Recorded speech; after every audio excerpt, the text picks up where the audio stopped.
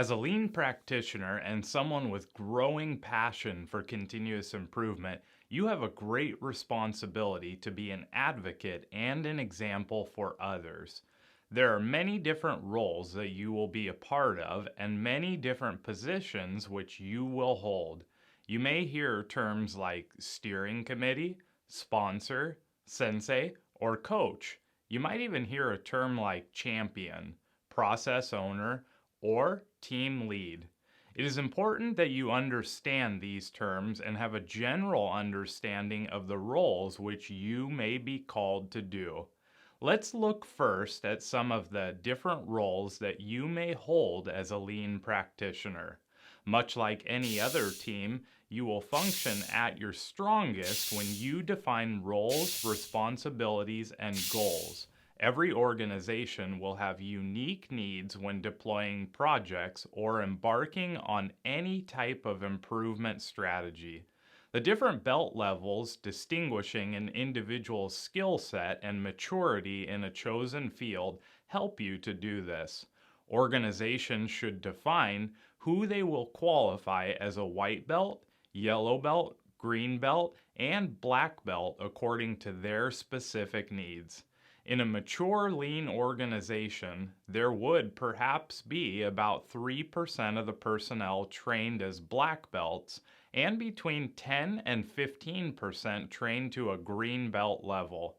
Many organizations focus completely on green and black belts, but there are other levels of skill that are just as important. Yellow belts, for example, may be as much as 30% of the workforce. This number can vary greatly depending on the organization's size and their needs.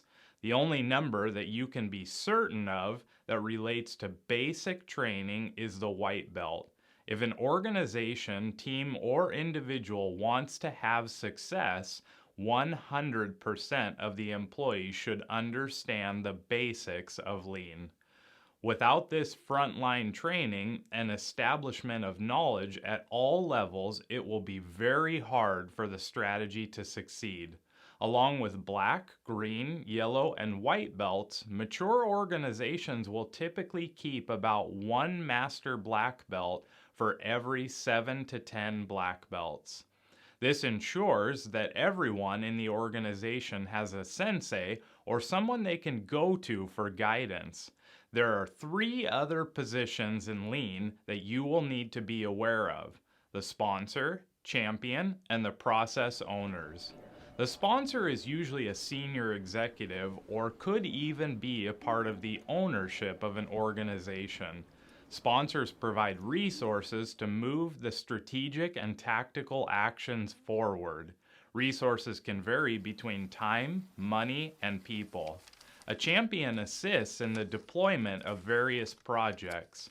They are oftentimes asked or tasked with seeking and identifying opportunities for improvements. A champion will usually hold the title of senior manager or executive within the business. They may be directors or vice presidents. Their experience and political pull is very important in rallying and gaining support for projects. These individuals will assist sponsors and steering committee in gathering resources for the projects. One of the key roles a champion will undertake is setting up a structure of individuals trained to at least black belt level. The structure will create a team capable of leading projects and initiatives. The team is often referred to as a core team, continuous improvement team, or deployment managers. Once the team of black belts has been established, these individuals will become improvement managers and are responsible for managing and guiding the improvement initiatives.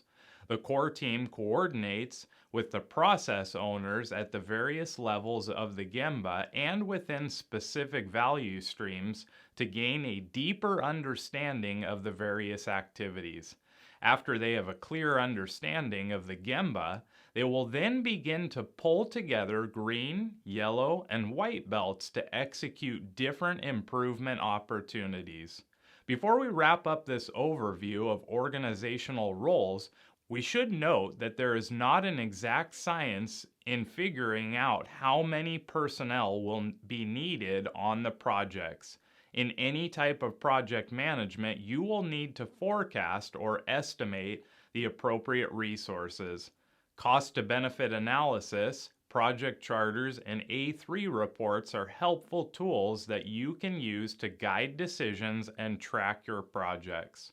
Keep in mind that many discussions, qualitative analysis, and review will take place between financial divisions, champions, and your deployment managers or core team all throughout the early stages of lean deployment. You've now been introduced to some basic roles in a lean organization. This will help you understand some of the language and activities as you become more involved in continuous improvement activities. You're doing a great job. Remember, log in daily, complete all projects and quizzes, and you will surely advance your skill set.